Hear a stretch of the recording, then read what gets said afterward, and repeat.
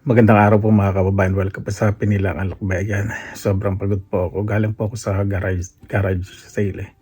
Nagpaalam ko pwede kumuha ng video, bawal daw po.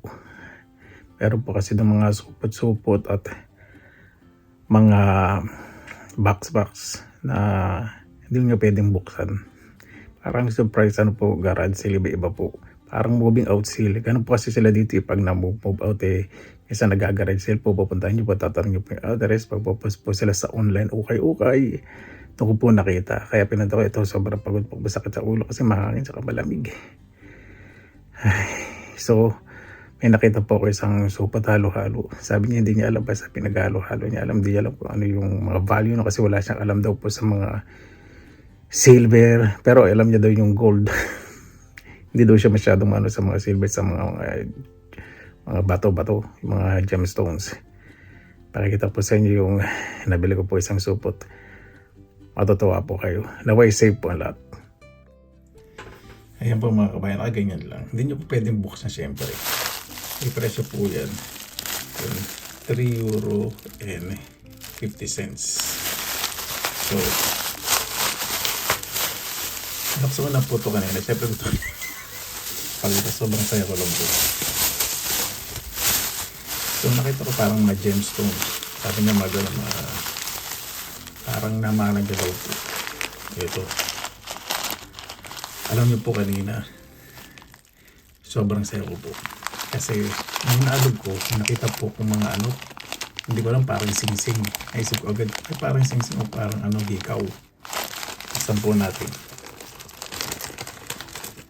Hindi ko na po masyadong maisusub kasi sumasakit na po ulo sa pag-check po nito isa-isa. Sensya na po. Yan. Ito po. Itong mga po ito. Ito sing-sing dalawa. Tapos tatlong pendant na nakita ko. Kita wala isa yun. Yung tatlong pendant po. Silver. Silver po lahat.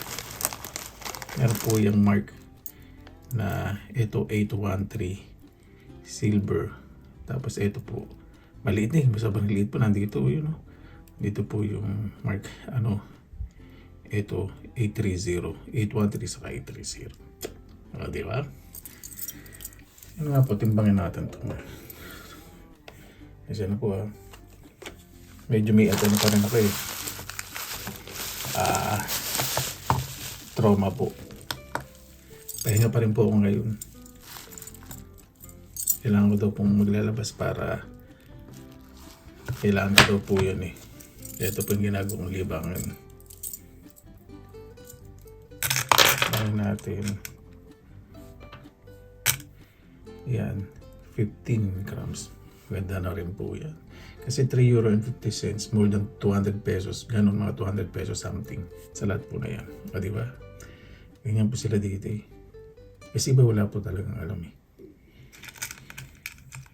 Pagpasok na natin meron ko mang silver sa gold binibenta. Sabi, meron akong gold pero hindi binibenta. Kung silver hindi ko alam. Basta tingnan mo na lang sa mga box para mga plastic. Ito naman po tayo. Ito sobrang excited po.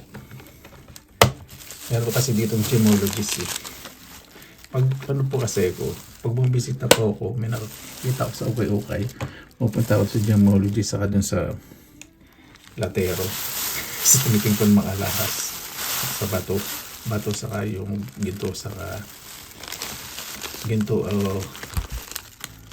yun sa mga silver. Ito po, sabi ko, halimbawa may nakita akong mga gemstones, i-check mo, sabi niya magandang gawing alahas, maganda rin yung mabibenta rin ng mahal, lalo na kung iba-ibang klase.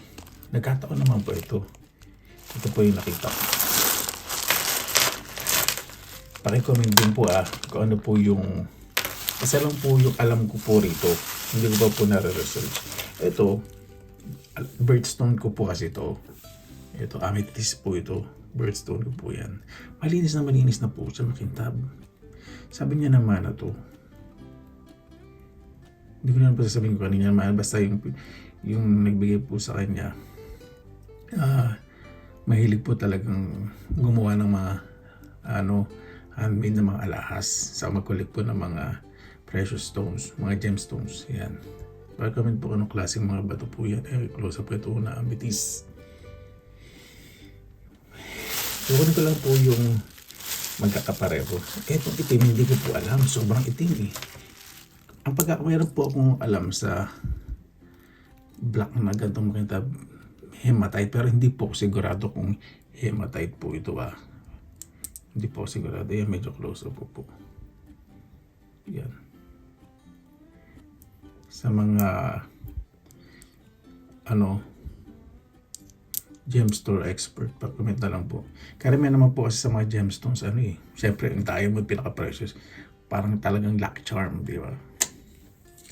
Yan. Tapos na tayo sa amethyst. Tapos na tayo dito. Amethyst lang alam ko eh. Pero dito 3 crystal pala. Sandali. Rough crystal po siya. Sandali. Hindi na wala. 2. Ito. Wala. Ano isa?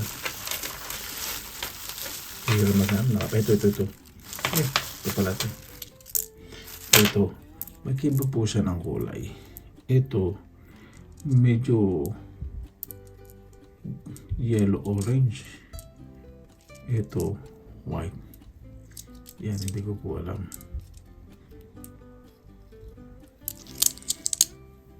Ay, apat pa rin black. Tapos ito, hindi ko po alam kung anong klaseng bato po ito. Ano po ninyo yung binuksan ko po ito sa bahay? Medyo nangangatago ko. Paano kung doon sa maliliit na doon sa maliliit kung may white sapphire o diamonds po, di ba? Yung Ceylon. Depende po sa pag-pronounce. So, Ceylon. Marami pong pag-pronounce sa white sapphire, Ceylon o ganun po. Paano kung meron, di ba? Hindi ko alam. Tapos ito, may puti. Matigas eh. Parang chalk siya. Parang chalk.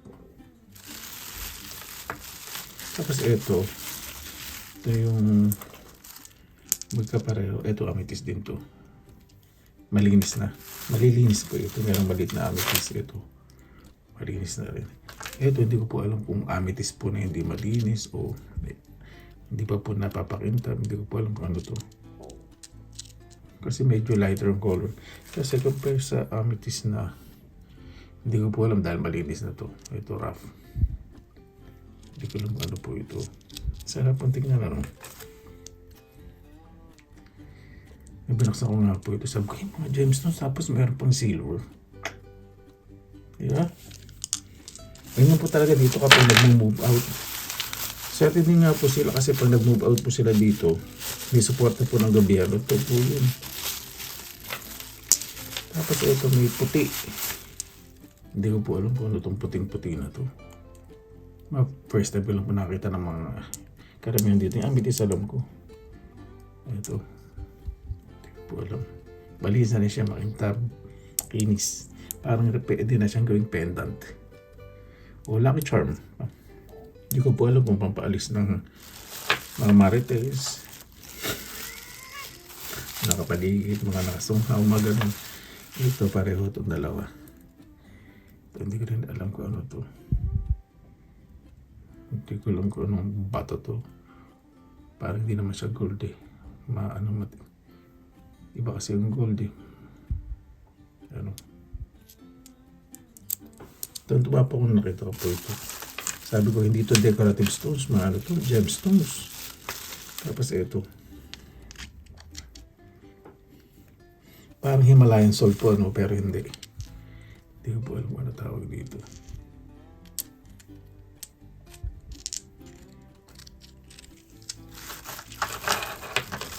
Tapos itong dalawa, ito.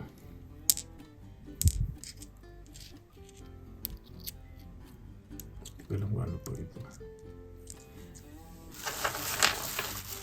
Tapos ito. Pag pinuno naman ang picture, parang green, para siyang jade. Pero hindi ko po alam. Medyo dark eh. Parang green na brown. Brown tapos very dark green ang kulay po niya. Linis na rin po. Tapos ito, hindi po siya ordinaryong bato kasi pag inukanan ko ng picture, nag-green siya. Tapos nagre-reflect po siya sa iba't ibang iba't ibang ilaw. Hindi ko pa alam kung ano to. Hindi naman to igneous rock. Alam ko naman yung igneous rock eh. Tapos ito, meron pong nag-iisang kulay matigas. Orange yan.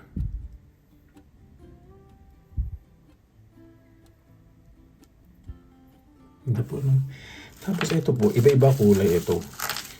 Dito medyo nag-excite ako pag pinakita ko sa gemologist. Sa tingin ko po ito collection. Kasi hindi ka naman makakakuha ng ganyang bato na isang. Maliban na lang kung mayroong mga trader ng mga gemstone na kilala. So ibig sabihin, gumagawa talaga nila noon. Nagkumagawa. Yung nagko-collect nito o gumagawa talaga ng mga handmade jewelry. Yung isang kilalang Ito po ibang kulay Diba? Kanina medyo nangangatog-natog ako eh. Hindi ko po alam. Merong medyo yellow. Merong puting-puti. Merong clear. Tapos medyo rough. Tapos medyo merong yellowish. Ito naman iba yung formation. Iba Ayan po, ibang klase po siya. Hindi po siya pare-pareho. Pag tinignan ko po, sabi ko pare-pareho lang to. Pero pag close-up look, minsan may parang stain siya o mancha. Pero hindi naman mancha. Part siya ng natural component. Ito rin. Parang mayroong stain of blood. Diba? Yan po mga kabayan. Kaya sa makatang ulo po kanila garage sale. Yung garage po tayo, literally nasa garahe po. Wala po sa loob. Minsan po kasi dito pag mag-move out po sila sa mga bahay, nasa loob po. Papasok kayo, titignan ninyo. Ay, naku, nalaglag. Baka may diamante pa yun. Dali lang. Puti na lang. Hindi maliliit. Ayan buo. Ito, may wrap. Pero karamihan makintab. Iba malinis na. Parang ready na talagang gawing pendant. Sobrang saya po. Imagine po ninyo, diba? Ay, nako. Talagang tiyagaan po dito. Sorry. Kasi naman po dito, bakit yan nangyari mga ganitong bagay? Suportado po sila ng gobyerno. Pag walang trabaho, suportado. Pero hindi naman porket na walang trabaho, hindi na kami magkatrabaho. Meron naman limitasyon yung suporta ng gobyerno. Kapag hindi kayo nakakahanap ng trabaho, kailangan mag-attend kayo ng course o mag-aaral. Pero mas maganda rin yung may suporta pa rin po yun. So continuous kayo o kaya mag-a-apply kayo ng mga trabaho. Tapos i-report na kung saan kayo nag-apply para continuous yung support na makuha po ninyo. Siyempre sa mga bata, continuous po lalo na sa mga baby. Sa mga bata na nag-aaral, continuous po yung support po. Hindi ko nasasama itong mga silver. Ganda po Hindi ko na po sasama. Ganda po ang itsura. Silver na silver. Ayan bro, tabi ko muna rito. Ay, nako. Imagine po nyo, diba? Dami ko na pong collection ngayon. Ito, i-treasure ko po muna. Ibig sabihin, pag pinakita ko po doon sa gemologist, siguro excited din. Treasure ko po muna yun. Kala kong ordinary mga bato lang. Diba? Kaya po sila Kaya po dito pag mayroong mga move out sale, lalo na po yung minsan mga tray, mga metallic na silver, hindi po nila alam. Lalo yung mga maliliit na mga stamp o hallmark, yung silver, sterling silver. Tapos sa gold, yung stamp o hallmark, sa gold, di ba, yung mark. Hindi po nila alam kasi sobrang liit daw po. Minsan, napakaya po nung sa mga okay na pinapuntahan ko, lalo sa isa, sabi mga donation. Minsan, dinodonate po ng mga ibang matatanda na hindi nila, sabi nila, mura lang bilhin nila nung araw, gano'n. Tapos, pag binalikan po ninyo, mga gold pala. na-appraise ng mga, meron din po mga ano, latero, yung ano, jeweler, sa mga second shops, lalo pa sa mga alahas. Opo. Alam nila yun, kine-check nila yung sterling, yung silver o kaya sa mark o hallmark pag gold. Pero mura po yung benta po nila. Kaya, ay nako, di ba? Sobrang papasalamat po sa magandang bagay po nangyari dito. Paano po mga kabayan? Pahinga po muna ako. Nilamig po yung bumbunan ko. Magmamarso na po. Lagi po tayong mag-ingat. Basta maraming salamat po sa inyong oras na ilan sa Pinilang Alakbay. Pag may nakita na naman po ako, ano po ako ngayon treasure hunting sa mga okay. Sa lagi po tayong positive vibes, good vibes. God bless, ingat palagi mo ng araw. Laban lang.